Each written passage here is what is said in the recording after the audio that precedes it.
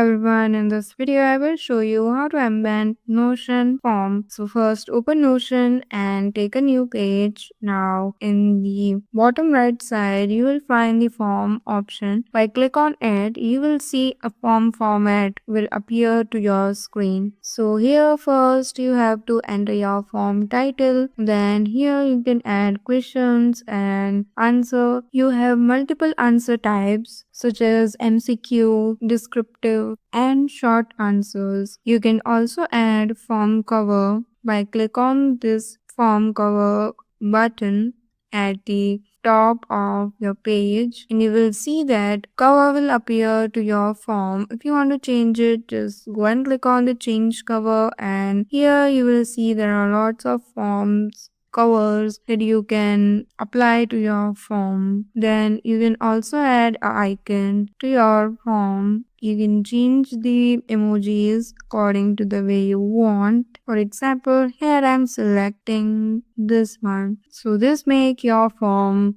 aesthetic and looks even better. You know now how to embed Notion form. So that's all for today. Thank you for watching.